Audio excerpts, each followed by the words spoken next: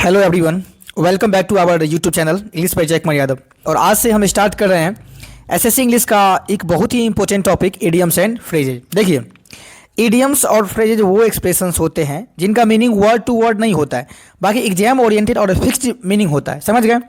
ये SSC, CGL, CHSL, MTS, GD और सभी कॉम्पिटिटिव एग्जाम्स में इडियम्स एंड फ्रेजेज से डायरेक्ट क्वेश्चंस, सेंटेंस इंप्रूवमेंट और वोकैबुलरी सेक्शंस में क्वेश्चन आता ही है। तो अगर आप इडियम्स एंड फ्रेज को सही तरीक़ों से पढ़ लेते हो तो इंग्लिश का ये पोर्शन आपके लिए स्कोरिंग बन जाता है। इसलिए इस सीरीज में जो है ये आज जो है डे 9 होगा। इससे पहले हमने 8 लेक्चर अपलोड कर दिया, अगर आप उसे नहीं देखे तो जाकर के देख लीजिए। और यहाँ पे हम डिस्कस कर रहे हैं वोकैबुलरी संजीवनी, है ना। इसमें 21,000 प्लस वर्ड्स है, ये सारा हम डिस्कस करने वाले हैं। जो है आज जो है 1 से 45 तक सिर्फ और सिर्फ एसएससी के मोस्ट रिपीटेड और most important idioms and phrase cover करेंगे। और आप समझते हैं कि इस बुक में जितना भी है सब प्रीवियस ईयर ही क्वेश्चन है। समझ गए? तो हर इडियम के साथ आपको मिलेगा easy Hindi meaning, English explanation, और एसएससी एग्जाम हॉल में आप कंफ्यूज ना हो और क्वेश्चंस देखते ही आंसर ठीक कर सको। तो यहाँ इडियम्स रटाए नहीं जाएंगे, समझाए जाएंगे, क्योंकि जो समझ गया वही एग्जाम में सही आंसर करेगा। तो अगर आप एसएससी इंग्लिश में अपना स्कोर इंप्रूव करना चाहते हो तो इस वोकैबुलरी सीरीज को लास्ट तक फॉलो कीजिए, है ना। तो अगर आप लोग का प्यार बना रहा तो बिल्कुल ये क्लास चलेगी। आज की क्लास का पहला इडियम्स है अ बैक सीट ड्राइवर। तो अ बैक सीट ड्राइवर का मतलब होता है एक ऐसा व्यक्ति, someone who gives unnecessary advice, जो बिना भास का अननेसेसरी एडवाइस देगा, उसे क्या बोलते हैं?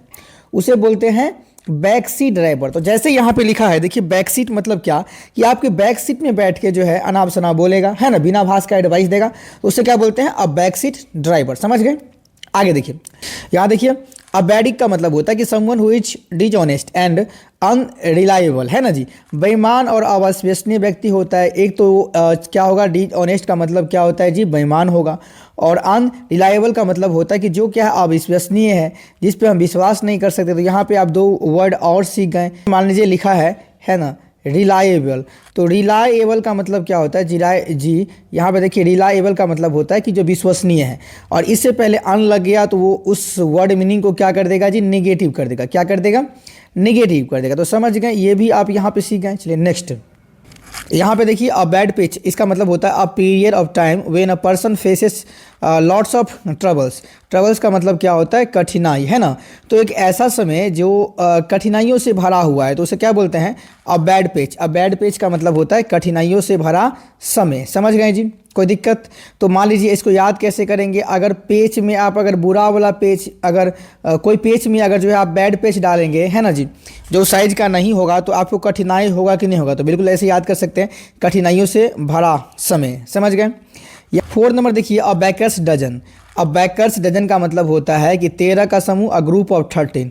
अ ग्रुप ऑफ 13 का क्या बोलते हैं जी? अ बैकर्स डजन, है ना। याद कर लीजिए। यहाँ देखिए जी, यहाँ पे इडियम्स 5 में क्या दिया है?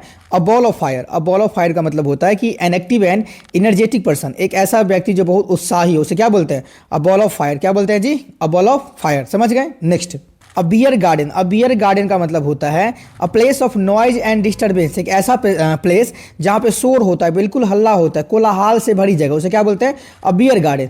अब मान लीजिए बियर पी के आदमी तो क्या करेगा जी? हल्ला ही करेगा। तो ऐसे भी आप याद कर सकते हैं, बियर बार में क्या होगा? तो बियर बार में बिल्कुल हल्ला ही होगा। तो शोर एवं कोलाहल से भरी जगह याद कर सकते हैं। आगे देखिए 7 नंबर में क्या है? अ बीस्ट ऑफ बर्डन, है ना जी। तो ये बर्डन है, तो यहाँ बोलेंगे बीस्ट ऑफ बर्डन का मतलब होता है an animal that carries luggage, है ना। इसका मतलब सामान ढोने वाले पशु को क्या बोलते हैं? बर्डन से आप स्पष्ट यहाँ पे देख सकते हैं कि जो ये बर्डन वाला होगा, यानी कि क्या होगा जी? तो सामान ढोने वाले पशु को बोलते हैं अ बीस्ट ऑफ बर्डन। समझ गए? यहाँ पे 8 नंबर में है अ बेड ऑफ नेल्स। तो नेल्स मतलब क्या होता है जी? वैसे तो नाखून होता है, लेकिन यहाँ पे अ बेड ऑफ नेल्स का मतलब होता है कि एक कठिन परिस्थिति, प्रॉब्लमेटिक सिचुएशन, उसे क्या बोलते हैं जी? A bed of nails. समझ गए? नेक्स्ट 9 नंबर देखिए, a bed of roses. A bed of roses का मतलब होता है प्लीजेंट कंडीशन ऑफ लाइफ, है ना, जीवन की सुखद स्थिति। आपको अगर बेड मिल जाए एकदम क्या सर, रोज वाला, गुलाब वाला, तो एकदम बढ़िया बढ़िया फील होगा जी। तो उसे क्या बोलेंगे? जीवन की सुखद स्थिति। अ बेड ऑफ थॉर्न्स। थॉर्न्स मतलब सर देखिए, अगर आपको बेड मिले कांटों से भरा हुआ तो कैसा होगा? कठिनाइयों से भरा हुआ होगा, तो फुल ऑफ डिफिकल्टीज। क्या बोलेंगे जी? अ बेड ऑफ थॉर्न्स का मतलब क्या होता है? Full of difficulties. A bed of roses का मतलब क्या होता है? प्लीजेंट कंडीशन ऑफ लाइफ, जीवन की सुखद स्थिति। तो ये स्पष्ट यहाँ पे दिख रहा है कि एक दूसरे का एंटोनिम्स है। समझ गए जी? नेक्स्ट, यहाँ देखिए अबेली लाफ, अबेली लाफ का मतलब होता है किसे ठाका मारते हुए हंसना, है ना जी। बेली मतलब एक तरह से पेट का भी सेंस आता है, तो अगर कोई पेट पकड़ के हंस रहा है तो इसका मतलब समझिए कि अ लाउड एंड अनरेस्ट्रेंड लाफ, है ना जी, मतलब वो अनकंट्रोल्ड की तरह हंस रहा है। तो ठाका मारते हुए हंसना, इसको याद कर सकते हैं। बेली लाफ का मतलब क्या होता है, ठाका मारते हुए हंसना। नेक्स्ट देखिए यहाँ पे 12 नंबर में क्या है, a bird in the hand is worth two in the bush, यानी कि देखिए it is better to have something small but certain rather than the mere possibility of a greater one.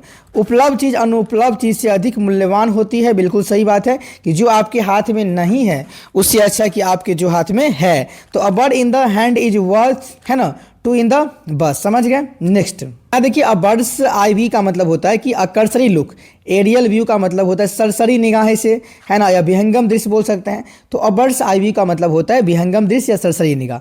यहाँ पे देखिए 14 में क्या है जी, a bite at the cherry, इसका मतलब होता है कि एन अटेम्प्ट और अपॉर्चुनिटी टू डू समथिंग, किसी मौके का लाभ उठाने के लिए प्रयास करना, है ना जी। तो यहाँ पे क्या होगा जी, हम कम समय में आपको जो ज़्यादा वोकैबुलरी सिखाने का प्रयास करेंगे। आप इसको बार बार देखेंगे तो आपके ये लिप्स पे ही याद हो जाएगा, समझ गए। नेक्स्ट देखिए कहता है कि a bitter pill to swallow, है ना जी, इट मीन्स अ डिफिकल्ट और अनप्लीजेंट फैक्ट और situation that has to be accepted, कोई ऐसी परिस्थिति या तथ्य जिसे मानना कठिन हो, है ना जी, उसे क्या बोलते हैं, a bitter pill to swallow, है ना जी, समझ गए। नेक्स्ट अब यहाँ देखिए जी, अब ब्लैक शिप का मतलब क्या होता है, परिवार के लिए कलंक। अरे बोल रहे तो एकदम ब्लैक हो गया। Disgrace for the family, disgrace का मतलब क्या होता है जी, एक तरह से कलंक है ना जी, ये एक नेगेटिव वर्ड है। तो बोलेंगे अब ब्लैक शिप का मतलब क्या होता है जी, डिसग्रेस फॉर द फैमिली, समझ गए। अब ब्लेसिंग इन डिसगाइज, ये बहुत पूछता है, एक अच्छी बात जो शुरू में बुरी लगे, है ना, ऐसी बात हम बोलेंगे a bad thing that turns out to be good, है ना, जो बाद में क्या होगा अच्छा बन जाएगा, लेकिन यही शुरुआत में आपको क्या लगेगा तो बुरा, उसे क्या बोलते हैं, ब्लेसिंग इन डिसगाइज। आगे देखिए अब ब्लाइंड एले का मतलब क्या होता है कि a situation in which no further progress can be made, है ना, ऐसी स्थिति जिसमें कोई प्रगति नहीं की जा सकती है, उसे क्या बोलते हैं, अ ब्लाइंड एले। क्या बोलते हैं जी, अ ब्लाइंड एले। अब ब्लाइंड स्पॉट का मतलब क्या होता है, an area in your range of vision that you can not see properly but which you really should be able to see, यानी कि जो निगाह से परे होता है उसे क्या बोलते हैं, अ ब्लाइंड स्पॉट। क्या बोलेंगे जी, अ ब्लाइंड स्पॉट, समझ गए। चलिए यहाँ देखिए क्वेश्चन नंबर 20 यानी कि इडियम्स फ्रेज जो है 20, अ बॉल्ट फ्रॉम द ब्लू का मतलब क्या, बहुत पूछता है, जो आकस्मिक कोई चीज़ होता है, इवेंट होता है। अनएक्सपेक्टेड इवेंट बोलते हैं, एन अनएक्सपेक्टेड इवेंट, है ना जी, कुछ ऐसा जो अचानक हो, से क्या बोलते हैं, अ बॉल्ट फ्रॉम द ब्लू, है ना जी, आकस्मिक घटनाओं को बोलते हैं अ बॉल्ट फ्रॉम द ब्लू, है ना। ये भी बहुत पूछता है, बोन ऑफ कंटेंशन। अब बोन ऑफ कंटेंशन का मतलब होता है झगड़ा, वाद विवाद, उसका कारण। तो अब बोन ऑफ कंटेंशन का मतलब होता है काउज ऑफ डिस्प्यूट, है ना जी, यानी कि झगड़े का कारण, झगड़े की जड़, विवाद का कारण हो सकता है। आगे देखिए अब बॉन्ड टू पिक, अब बॉन्ड टू पिक का मतलब होता है angry about something and want to discuss it, झगड़े की जड़ होना। तो अब बॉन्ड टू पिक का मतलब क्या होता है, झगड़े की जड़ होना, समझ गए। नेक्स्ट अब यहाँ देखिए अब बॉजम फ्रेंड का मतलब क्या होता है, जिगरी दोस्त जो होता है, घनिष्ठ मित्र। अब वेरी क्लोज फ्रेंड को क्या बोलते हैं, अब बॉजम फ्रेंड बोलते हैं। अब बाउल ऑफ चेरीज का मतलब होता है कि life is wonderful and pleasant, जीवन आनंदमयी होना, है ना जी, उसे बोलते हैं अब बाउल ऑफ चेरीज। क्या बोलते हैं, अब बाउल ऑफ चेरीज, याद कर लीजिए। नेक्स्ट है अब ब्रोकन रीड का मतलब होता है अ वीक और अनरिलायबल सपोर्ट, यानी कि कमजोर और अविश्वसनीय व्यक्ति या वस्तु, से क्या बोलते हैं, अ ब्रोकन रीड। नेक्स्ट देखिए जी अ ब्रोथ ऑफ अ बॉय का मतलब होता है कि प्रफुल्लित व्यक्ति, मतलब जो एकदम खुश है, a lively energetic and young person, उसे क्या बोलते हैं, अ ब्रोथ ऑफ अ बॉय, है ना जी। नेक्स्ट देखिए अबुल इन द, यही बहुत पूछता है, अबुल इन अ चैना शॉप का मतलब होता है कि a clumsy person in a delicate situation, किसी विशेष स्थिति या जगह के लिए अनुपयुक्त व्यक्ति को क्या बोलते हैं, अबुल इन अ चैना शॉप, है ना जी।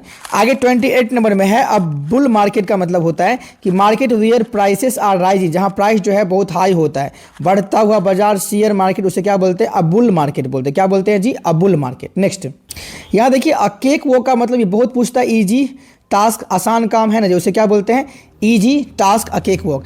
अ कैट्स पो भी पूछता है, a person use the tool by another, एक व्यक्ति द्वारा किसी अन्य व्यक्ति का इस्तेमाल किया जाना, उसे क्या बोलते हैं, अ कैट्स पो। क्या बोलते हैं जी, अ कैट्स पो, समझ गए। नेक्स्ट यहाँ देखिए अ कैच 22 सिचुएशन का मतलब क्या होता है, a difficult situation in which the solution to a problem is impossible, तो एक ऐसा सिचुएशन है ना जिसका जो सॉल्यूशन है वो असंभव है, एक कठिन परिस्थिति जिसकी समस्या का समाधान असंभव, उसे क्या बोलते हैं, अ कैच 22 सिचुएशन, समझ गए। कोई दिक्कत, आगे देखिए नेक्स्ट है a catch all. A catch all का मतलब होता है समथिंग दैट इंक्लूड्स और कवर्स एवरीथिंग, सब कुछ शामिल करने वाला वो क्या बोलते हैं, a catch all. Catch all मतलब क्या, सब कुछ शामिल करने वाला, समझ गए, समथिंग दैट इंक्लूड्स और covers everything. Next a change of heart का मतलब होता है कि चेंज ओपिनियन अबाउट समवन और समथिंग, किसी के बारे में बदली हुई राय को क्या बोलते हैं, a change of heart. A change of heart यहाँ स्पष्ट दिख रहा है, किसी के बारे में बदली हुई राय। आगे है देखिए यहाँ पे अ चार्ली हॉर्स। अ चार्ली हॉर्स का मतलब होता है कि क्रैम्प मतलब ऐठन होता है, और स्टिफनेस इन अ मसल यानी कि मांसपेशियों में जो ऐठन होता है उसे क्या बोलते हैं, अ चार्ली हॉर्स बोलते हैं, समझ गए। नेक्स्ट देखिए अ चाइल्ड्स प्ले का मतलब होता है एन इजी टास्क, बहुत पूछता है आसान काम है ना जी, तो बोलेंगे अ चाइल्ड्स प्ले का मतलब क्या होता है जी, इजी टास्क, समझ गए। नेक्स्ट ये a chip off the old block है ना, बहुत ज़्यादा इंपॉर्टेंट है, यानी कि a person who similar to one's parents in behaviour और लुक्स, जो अपने पिता की तरह देखने में, बिहेवियर में सब कुछ सेम, उसे क्या बोलते हैं, अ chip off the old block. क्या बोलते हैं, chief off the old block, बहुत बार पूछता है। आगे देखिए अपने माता पिता के समान दिखने वाले व्यक्ति। अ क्लोज से मतलब बाल बाल बचना होता है। A narrow escape from any danger और डिजास्टर, कोई डिजास्टर से, कोई डेंजर से बाल बाल बचना, दुर्घटना से बाल बाल बचना, उसे क्या बोलते हैं, क्लोज से बोलते हैं। अ क्लोज फिस्टेड पर्सन यानी कि कंजूस व्यक्ति होता है, माइजरली पर्सन होता है, जिसे बोलते हैं बिल्कुल ये कंजूस है ना, यही बहुत पूछता है। नेक्स्ट यहाँ देखिए अ कुक एंड बुल स्टोरी, यानी कि जो मन गंठित कहानी होती है। अ फुलिश एंड कनकॉक्टेड स्टोरी, यानी कि बेढंगी और मन गंठित कहानी को क्या बोलते हैं जी, a cock and bull story, समझ गए, बहुत बार पूछता है। यहाँ 40 नंबर है a cog in the machine. A cog in the machine का मतलब होता है कि very small part of a big organisation, किसी बड़े है ना, बड़े ऑर्गेनाइजेशन का एक छोटा सा भाग, मामूली भाग या व्यक्ति को क्या बोलते हैं, अ कॉग इन द मशीन, समझ गए। नेक्स्ट यहाँ देखिए अकोल्ड कंफर्ट का मतलब होता है झूठी तसल्ली। वेरी लिटिल सेटिस्फैक्शन क्या बोलते हैं जी, झूठी तसल्ली। आगे देखिए अ कोल्ड डे इन जुलाई, यानी कि अ टाइम और इवेंट दैट सिम्स अनलाइकली और विल नेवर कम्स टू पास, एक ऐसा समय जिसका आना संभव ना हो, उसे क्या बोलते हैं, अ कोल्ड डे इन जुलाई। अच्छा जुलाई में कभी ठंडी आएगा बताओ तो, कभी आएगा कोल्ड, बोले बिल्कुल नहीं, तो ये समय कभी आए भी नहीं करेगा, तो क्या बोलेंगे, एक ऐसा समय जिसका आना संभव ना हो। Next cry in the wilderness का मतलब होता है कि एक अनसुनी चेतावनी, एन अनहीडेड वार्निंग को क्या बोलते हैं जी, ये बोलते हैं a cry in the wilderness. A cup of joy का मतलब होता है कि a term for a common fellow guy और चेप, साधारण व्यक्ति के लिए प्रयोग किया गया शब्द क्या बोलते हैं, कप ऑफ जॉय। क्या बोलते हैं, अ cup of Joy. A cup of T का मतलब होता है कि मनपसंद चीज या काम, यानी समथिंग वन लाइक्स है ना, एक्सल सीन, तो अ कप ऑफ टी का मतलब होता है मनपसंद चीज या काम। नेक्स्ट तो चलिए इसी के साथ जो है मैं आज ही क्लास को यही भी समाप्त करते हैं। अगर आपको ये लेक्चर अच्छा लगा तो लाइक कर दीजिए, और चैनल पे नए हैं तो सब्सक्राइब कर लीजिए, ताकि इस तरह का लेक्चर आगे मिलता ही रहेगा। तो बाय बाय दोस्तों एंड टेक केयर।